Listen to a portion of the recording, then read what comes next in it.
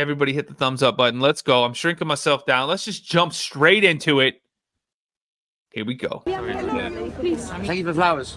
Yeah, I take one, you take one. No. The world is still reeling from the news that a member of the pop supergroup One Direction died at the young age of 31. We're talking about Liam Payne, who apparently fell to his death from the balcony of his hotel in Argentina.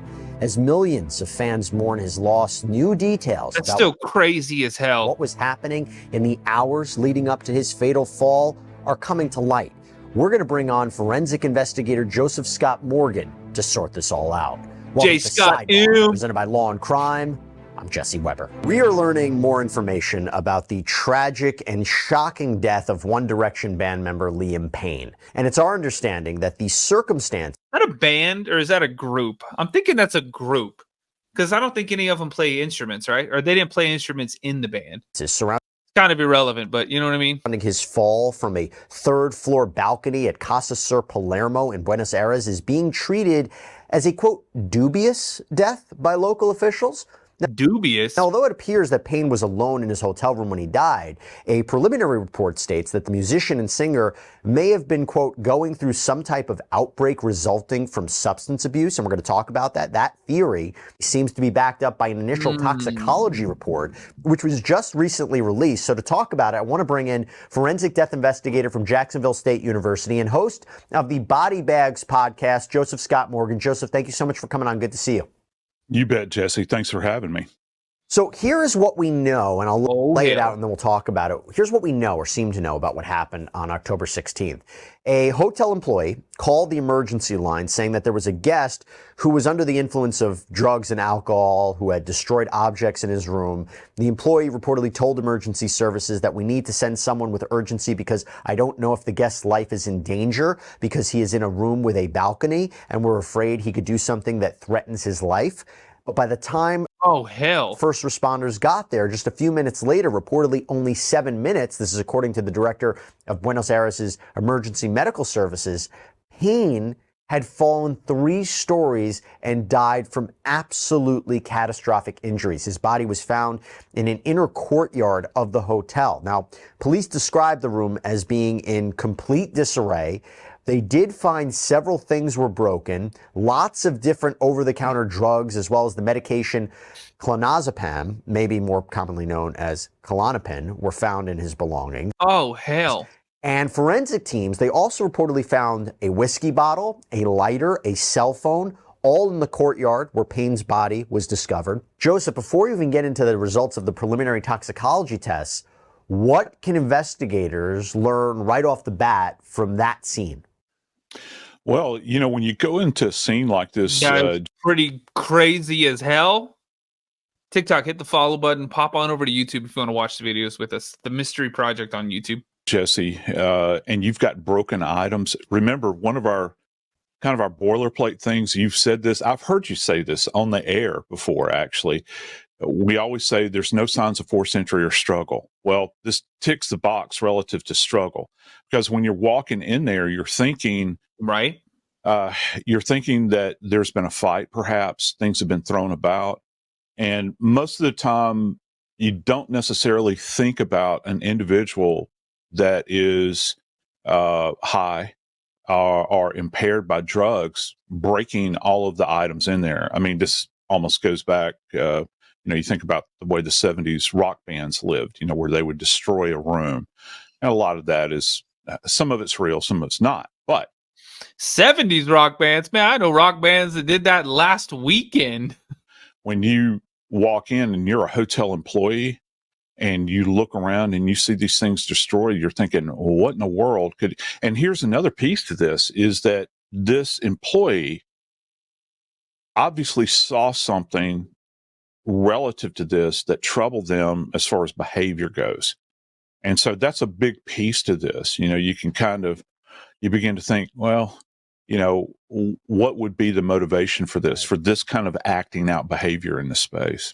Well, let's explore that, because Payne's body was reportedly transported to the morgue and there was an autopsy that was performed, and medical examiners requested histopathological, biochemical, and toxicology testing. That is a mouthful. What is the difference, Joseph? between those three. Whoa. Yeah, the histio is actually the examination of the tissues, and this is going to give you the beauty of this is that everybody's seen the idea of us doing an actual autopsy portrayed on television where we're actually examining the organs and we'll be cutting the organs. We take sections out of those. And there's two areas that are going to be very important, actually three, that are going to be very, very important here to kind of gauge what's going on as you look through the microscope at these tissues. First off, the heart. How have any of these substances impacted, and he's a young man, Jesse. You begin to look at the heart. One of the things that you'll see is something called left ventricular hypertrophy, which means that there's like a thickening. Oh Lord, Wonder Patrick destroyed a few times. Heck no. I may have destroyed. No. I ran over a box of merch one time, like CDs and merch from a band, but they were horrible people. I watched them do like something crazy as hell, and I was like, man, y'all suck. So I took a big old box of their merch and I ran it over with our bus. That's freaking cool. Of like CDs and everything just blew up everywhere. I was like, yeah, you deserve it. Of the chamber wall, it thickens, and one of the reasons it thickens is generally because of drug-induced hypertension. You got high blood pressure, the heart is like racing like this all the time. It's like working a muscle out, and it thickens and it thickens, and so that compromises the heart's ability to work. And then you're going to look at the brain, with the brain tissue. Has there been, can you appreciate any kind of changes in his brain that might lead back to drug interaction? We can see, particularly with things like meth, microscopically over a period of time. If you've been math, TikTok overlords, they said math. We can expect it with math. Why y'all mathing? And exposing yourself to it. We love the TikTok shop, don't we? Sorry, y'all, we have to say that or TikTok gets mad as hell. YouTube, same thing. Entertainment, educational purposes only. You can see these they're microscopic changes in the brain. So those are, just from the histopath section, that's going to be huge. It doesn't surprise me.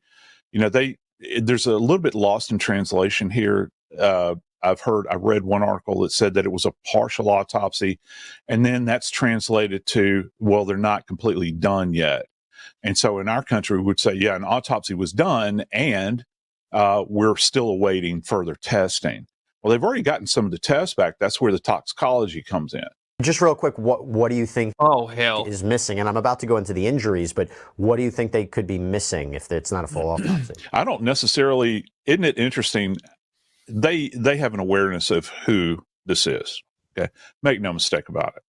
And then you think about, well, they're going to try to overturn every rock that they can because they don't want the spotlight on them. So they are being extra careful and extra thorough, if you will. And they're really taking their time, because when we think about this cocktail, which is what it is, that he was allegedly using, then there's any manner of things that you want to search for, because you don't know two of these combinations that they refer to as pink cocaine. I want to get to that. The toxicology reports in a minute. But before we even do, just going back to the physical injuries, the forensic experts, they reportedly found 25 injuries that were compatible with those caused by falling from a height. So that's according to the autopsy. And the pink Coca-Cola report also said that craniocerebral lesions were adequate enough to cause death, while internal and external hemorrhages in the skull, thorax, abdomen, and limbs, they contributed to the mechanism of death. Real quick take. Oh, hell, that sounds terrible. Away from that, Joseph. Yeah, I do have a problem with this, okay, because you cannot say that 25 individual injuries are associated with a fall from this height.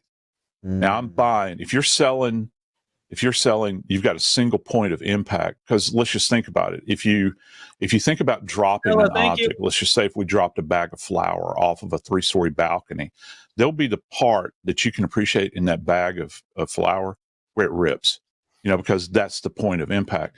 Now they're saying he's got 25 different injuries that are associated with a fall. how does that happen? Now, if you were falling down a flight of stairs, I'd buy that. Okay. Because you're bouncing off, you're pinballing off. Some of these things are interlocked. Right.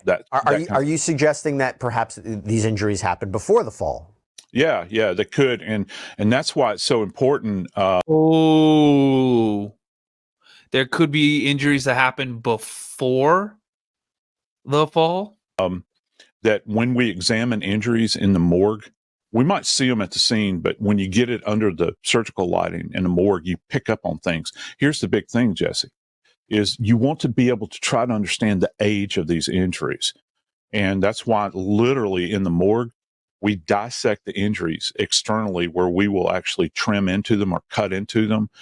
And if you've got an area of, say, a contusion, fancy word for a bruise, we all know the stages of coloration with a bruise. Well, if you've got a yellow bruise on you, that's not recent. But just to couple that for a second, if he was injured minutes before the fall, you wouldn't be able to tell the time frame between. No, that'd be have much to be a more few difficult. days or something like that, right? Yeah, and so what I would begin to look for relative to these other kind of peripheral injuries that they're referring to, Jesse, is patterns.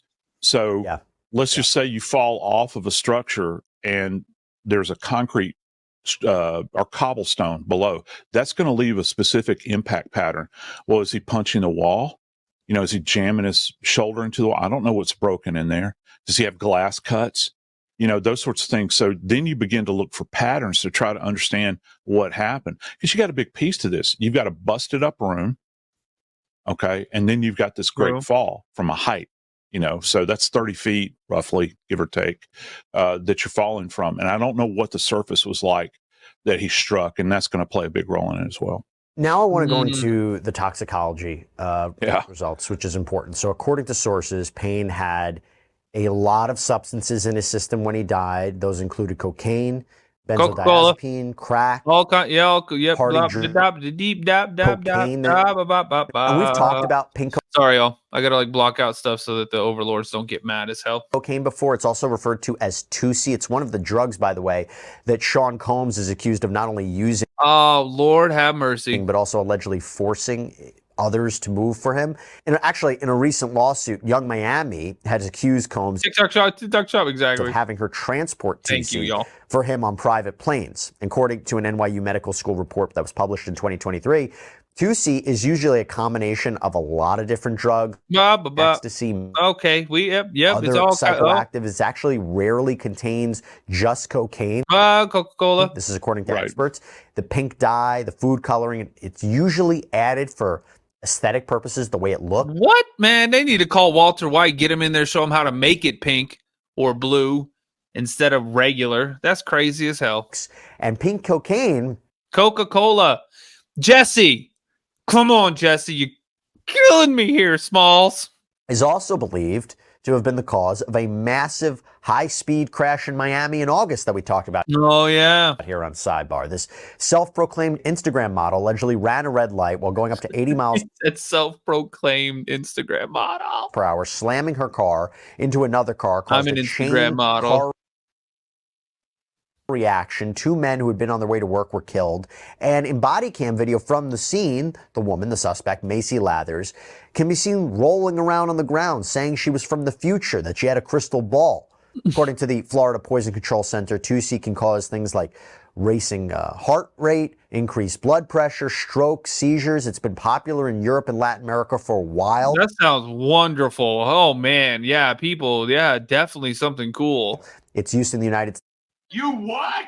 States is just increasing. This is according to the DEA. And last summer, it apparently was the #1 narcotic that Customs and Border Protection officers were finding when they busted international passengers.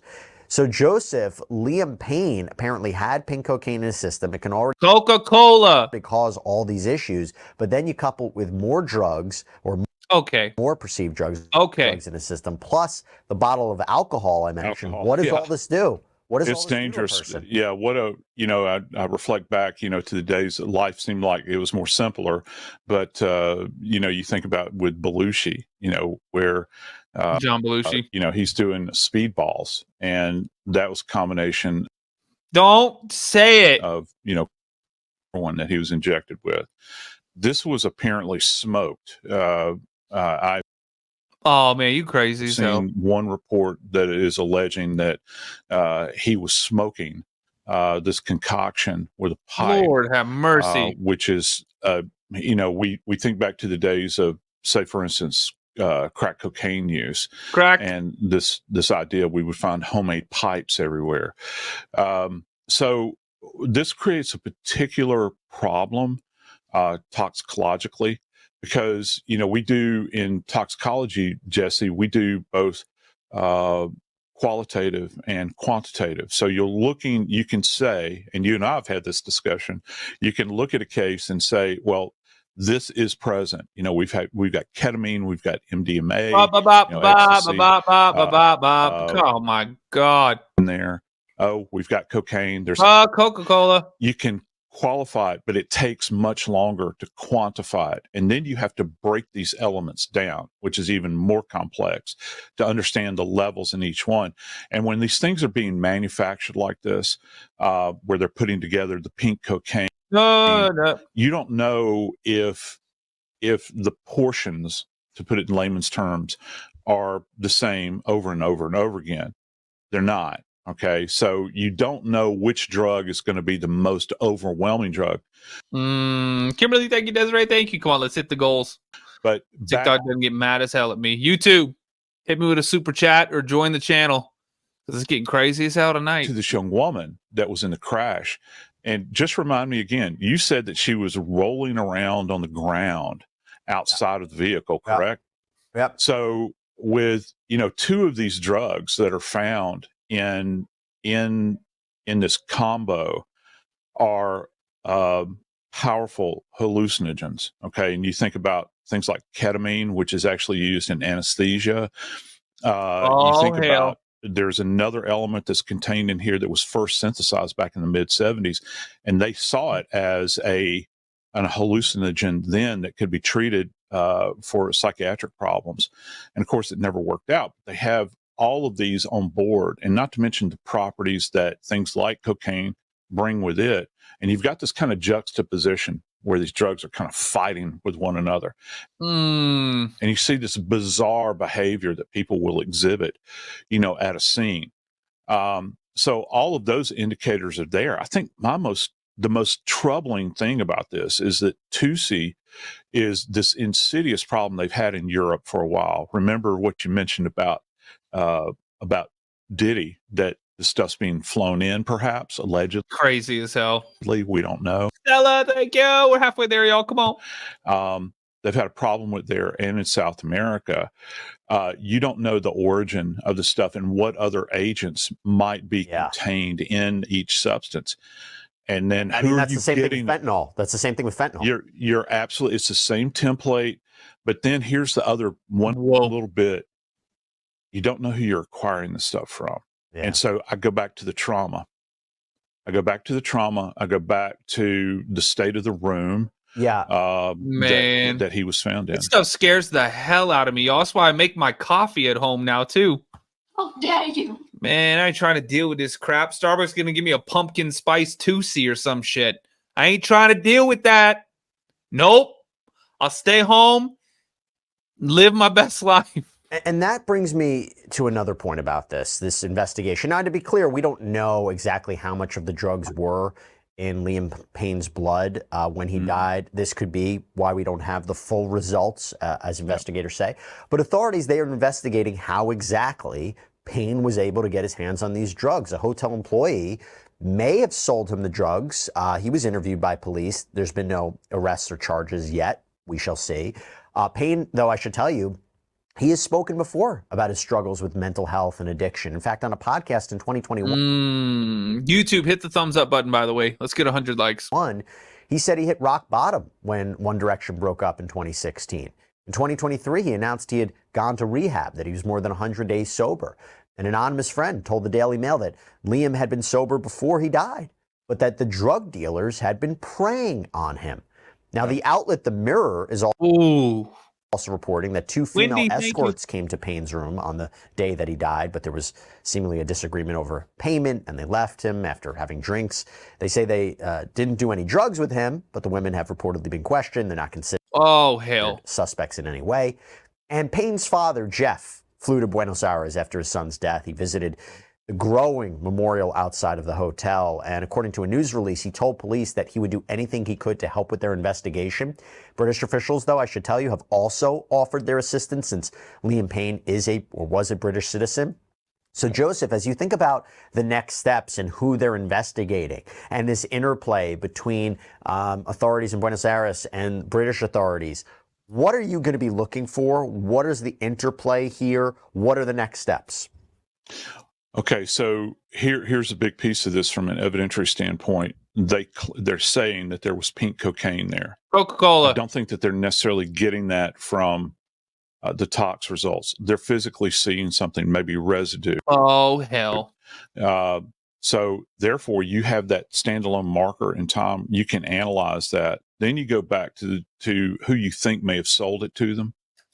And you press them hard. You press them very, very hard about all of their activities relative to this behavior, the sale of it, and have they witnessed anything with Liam? And also, were they trying to shake him down? Remember, he's a celeb.